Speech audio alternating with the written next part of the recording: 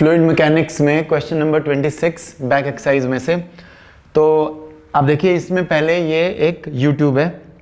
और ये यूट्यूब को मैंने एक सिमेट्रिकल यूट्यूब दिखाया है क्योंकि इसके दोनों लिम्स इक्वल क्रॉस सेक्शन के हैं। और अगर कोई लिक्विड इसमें इक्विलिब्रियम में है, जैसे कि यहाँ पे ये लिक्विड है जो कि एक इक्विलिब्रियम में है, तो it is logical to expect कि ये लिक्विड इक्वल हाइट्स तक दोनों लिम्स में राइज करेगा। उसकी क्या वजह हो सकती है वो हम पहले डिस्कस कर चुके हैं, लेकिन अगर मैं आपको जल्दी से बताना चाहूँ तो मैं आपको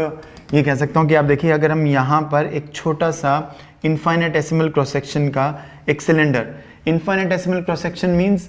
जिसका ये वाला एरिया बहुत ही कम है, लेट अस से स्मॉल ए, ठीक है। हम यहाँ पे एक इनफाइनेटेसिमल क्रॉस सेक्शन का एक सिलेंडर अगर कंसिडर करें जिसकी लेंथ मान लीजिए एल है, तो अब ये वाले पॉइंट से डायरेक्टली वर्टिकली अब ये वाला पॉइंट आता है और इस वाले पॉइंट के डायरेक्टली अब ये वाला पॉइंट आता है। और इस पॉइंट को अगर मैं कैपिटल ए बोलता हूँ इस एंड को, और इस एंड को मैं कैपिटल बी बोलता हूँ इस इनफाइनेटेसिमल सिलेंडर का, तो अब देखिए अगर ये स्मॉल सिलेंडर इक्विलिब्रियम में है, जैसे कि अगर लिक्विड इक्विलिब्रियम में होगा तो उसका हर सेक्शन इक्विलिब्रियम में होगा, तो ये भी इक्विलिब्रियम में होगा। तो दैट मीन्स के इसके इक्विलिब्रियम के लिए अगर हम इसका हॉरिजॉन्टल इक्विलिब्रियम कंसिडर करें तो इसके ऊपर जो लेफ्ट साइड के ऊपर हाइड्रोस्टैटिक फोर्स लगेगी वो पी इंटू ए लगेगी, और जो इस तरफ लगेगी बाकी के फ्लूइड की वजह से या लिक्विड की वजह से, और इसके राइट साइड पे जो फोर्स लगेगी वो इस तरफ लगेगी इससे ऑपोजिट, और उसका मैग्नीट्यूड इतना होगा। अब इक्विलिब्रियम के लिए हमें ये दोनों मैग्नीट्यूड्स इक्वल चाहिए, तो that means pressure at A and pressure at B should be the same, क्योंकि जब ये इक्विलिब्रियम में है तो प्रेशर एट ए और प्रेशर एट बी इक्वल है। तो अगर प्रेशर एट ए और प्रेशर एट बी अगर इक्वल है तो व्हाट डू वी एक्सपेक्ट। अब प्रेशर एट ए को हम ऐसे लिख सकते हैं क्या, यहाँ पे अगर मान लो एटमॉस्फेरिक प्रेशर भी एक्ट कर रहा है तो प्लस रो जी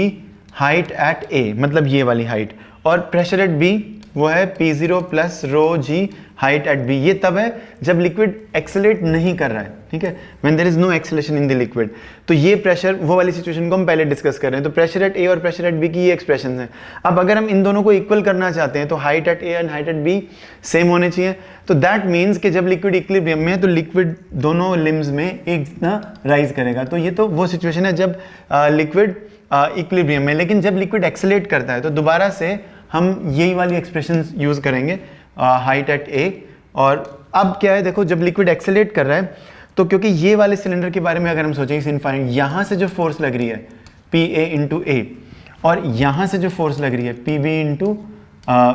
ए, ठीक है, क्योंकि area of cross section cylinder का दोनों तरफ स्मॉल है, तो अब ये वाली फोर्स ज़्यादा होनी चाहिए, ठीक है, as compare to this force. Because अगर इस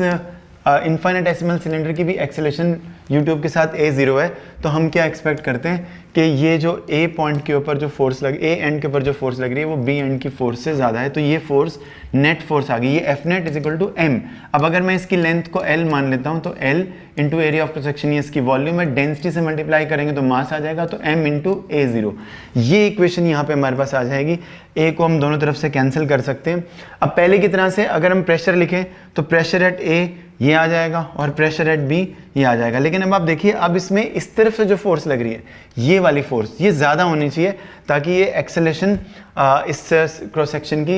इस इनफाइनेटेसिमल सिलेंडर की हम एक्सप्लेन कर पाएँ, क्योंकि ये वाली फोर्स ज़्यादा होगी F net is equal to M A में। तो अब P A minus P B में P0 तो पहले की तरह से कैंसिल हो जाएगा और ये expression P A minus P B में आएगी। अब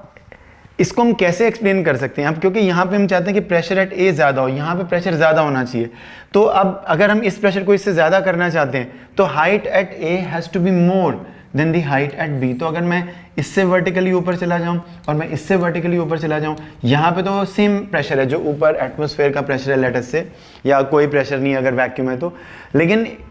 ए के ऊपर जो हाइट ऑफ द कॉलम आएगी और बी के ऊपर जो हाइट ऑफ द कॉलम आएगी वो सेम नहीं आएगी। ए के ऊपर जो कॉलम की हाइट है वाटर कॉलम की या लिक्विड कॉलम की वो ज़्यादा होनी चाहिए एज कम्पेयर टू बी के कॉलम की हाइट। और इनफैक्ट हमें इसमें ये हाइट का डिफरेंस ही निकालना है। तो अगर मैं डेंसिटी को दोनों साइड से कैंसिल कर दूँ, मतलब dividing both side by density rho, तो मेरे पास H A minus H B कितना आ जाएगा, H A minus H B मेरे पास आ जाएगा। इस एल को यहाँ पे तो हमने ऐसे लिखा हुआ है लेकिन हमें हाइट का ही डिफरेंस निकालना है, तो H A minus H B की वैल्यू मेरे पास आ जाएगी A0 into L, A0 into L, और यहाँ से जो जी की वैल्यू है वो हम यहाँ पे लिख देंगे। तो ये कैलकुलेशन हमें इस प्रॉब्लम में करनी है। और इसमें हम सोच सकते हैं अगर आपको एंगल ऑफ इंक्लिनेशन निकालने को बोला है तो एंगल ऑफ इंक्लिनेशन निकालने के लिए आप देखिए ये एंगल ऑफ इंक्लिनेशन है यहाँ पर जो आप देखो लिक्विड का जो देखो जब तक लिक्विड एक्सेलरेट नहीं कर रहा था तब तक जो लिक्विड का फ्री सरफेस था दोनों लिम्स में वो एक ही हॉरिजॉन्टल लेवल पे था। अब जो फ्री सरफेसेस आएंगे वो एक हॉरिजॉन्टल लेवल पे नहीं आएंगे, ऐसे नहीं आएंगे, वो इंक्लिनेशन रखेंगे हॉरिजॉन्टल के साथ। तो अगर आप समझ पा रहे हैं तो यहाँ पर आपका जो लिक्विड आएगा वो एट एन एंगल थीटा, ये आपको दिख रहा है जो एंगल, ये एंगल थीटा, आंसर तो हमारा आ गया, ये एंगल थीटा इंक्लिनेशन आ जाएगी। और इसके अंदर आप देखिए हमें height of difference of Heights मानना है, लेकिन आपको इसमें ये वाली लेंथ एल दी हुई है जो यूट्यूब का वर्टिकल लिम्स की सेपरेशन एल दी हुई है, तो मतलब